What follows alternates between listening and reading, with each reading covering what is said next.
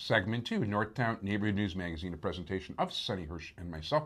Dial us up on the web at www.ntnm.org, where over 130,000 of you have watched shows on YouTube. You'll find all the proper links there. We're real big on community policing, caps24.org. Check it out on the web. Go to your police meeting, meet your policeman in person. That's for Rogers Park, West Rogers Park, a tiny little bit of Edgewater. For the rest of the city, dial 311 to find out your local meeting. A lot of people don't realize that there are all these different people involved in publicity and media relations and all the rest of it, that get a lot of the guests who come on the show and are responsible for actually boosting the image and, letting people and presenting the cases and making sure people have proper cases presented for them in the media. Somebody I met originally who was working at Granger Terry, of course, I love those guys, and there's all kinds of good politics there, is Elizabeth Sexton, who was branched off and gone on her own. Elizabeth, how you doing? I'm wonderful. How are you doing today? Good, thank you. Pleasure to see you. Likewise. And it's wonderful to be in Edgewater and here at your house. Well, thank you. How are you finding working on on your own now? An added shout out to Granger Terry. It was such a wonderful experience working there and really enriching. And today I find myself always looking back and thinking, what would Granger Terry do sometimes? So I definitely acquired some skills and some insights. So I want to say hi to everybody at Granger Terry. And now I'm living life after political consulting for the time being. But I find myself really lucky right now because I'm able to work on some policy/education projects and also a lot of social media, which is really exciting and something that everybody can do and be empowered by right now. Yeah, social media, it's a brand new field. Mm-hmm. And as a matter of fact, we're not only LinkedIn, we're Facebooked, I guess. LinkedIn, Facebook, and today we couldn't really decide, are we going to talk via Facebook, on the phone, via text? Yeah, it's all available, but the fact is, it's so interesting because there are people whose emails I don't have, whose phone numbers I don't have that I can actually talk to and communicate with via these things. Exactly. So how are you using, okay, for people like me, first of all, I'm proud of the fact that I'm using this stuff, being a fossil. Right. But okay, you're more part of the new generation and all that. Okay. So. Well, for instance, there's a social media project and campaign that I work on with a company called Organic Looms. And they're an organic, sustainable rug company that's based in Fulton Market, another really cool area of Chicago, very eclectic. And what I think is most empowering for them is that you go forward with a guideline and then you find your own voice as a brand and as a community online. So that's absolutely key. I don't think that anybody is ever a social media expert. So I think that as long as you have a systematic plan and you know what you're doing and you add a lot of creative effort in terms of connecting to people online, you can go really far. Yeah, the social media, it's still an evolving thing, and I don't think there is anything close to an exact science along those lines. Exactly. I think, there are the basics that you always want to cover. And again, I don't think you should ever be intimidated by the process. And there are always marketing guidelines that you can hit. I actually have a top 5 that I was thinking about. So I always encourage people to keep it fun. You spend time online because it's fun and people connect in this way. So connect and share ideas. And you don't always have to be self-promoting. It's always fun to appreciate other people online and be inspired by their work as well. Discounts are huge, so you always find a way to get people excited about discounts. I'm huge with Groupon and all the restaurant sites, which is really exciting. And then I think it's a process of establishing long-term branding and connecting with people. So that's kind of my top 5 plan. Okay. Now, when you talk about branding, okay, detail it a little bit. About branding, well, I guess to detail the branding, it's just there's no quick fix in terms of social media. So you find the tools that work for you in your community. I also do social media marketing for restaurants with a group called Dining Dialogue. And each restaurant that we work with has a different voice, has a different atmosphere, has maybe a different type of clientele. So in terms of branding, it's always speaking in your voice, not, not falling victim to cliches or that type of hype, but letting people know about you in a short, fun, and engaging way. So basically, if it's an organic type place, you don't want to give a bricklayer feel to it.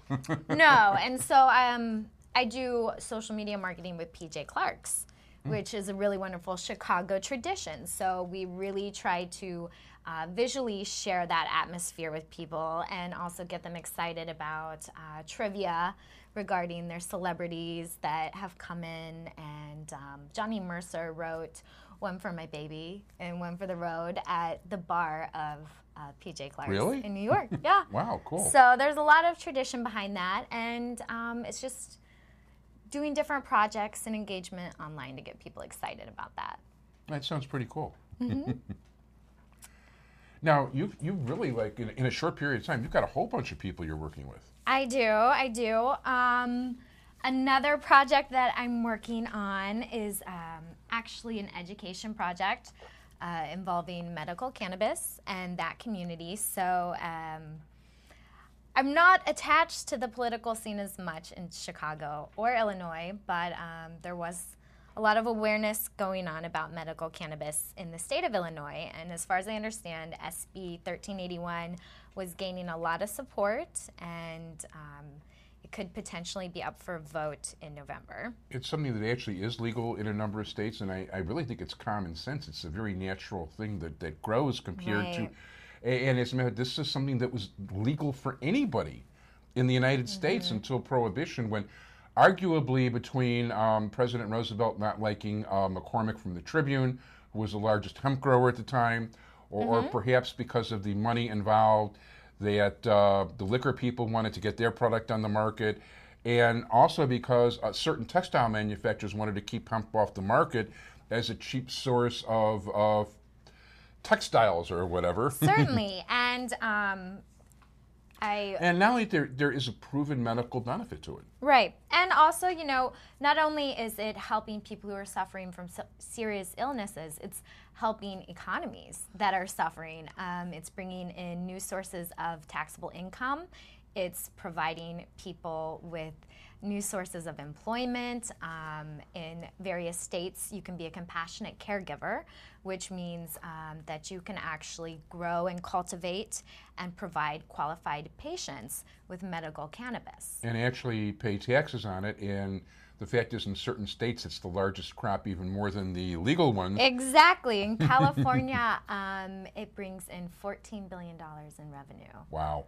Yes. And so it will be on the ballot for total legalization in November. But, in California? Mm-hmm, and I'm personally, I support the movement behind all that, but on a total personal level, I really would like to see medical cannabis legalized across the nation. And it's legal in 14 states right now, and it's working very well in those states. So I think it's a matter of, just talking about it more, having the open, honest conversations, defeating stereotypes and stigmas.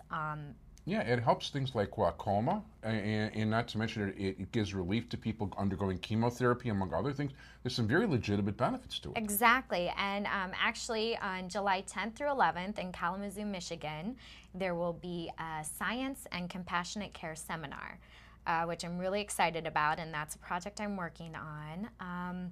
Essentially, it's going to be an opportunity to talk about medical cannabis on a professional level, to give continuing education opportunities to lawyers and doctors who constantly need that in their careers. And this is a new industry that we don't know a lot about and that we need to know more about.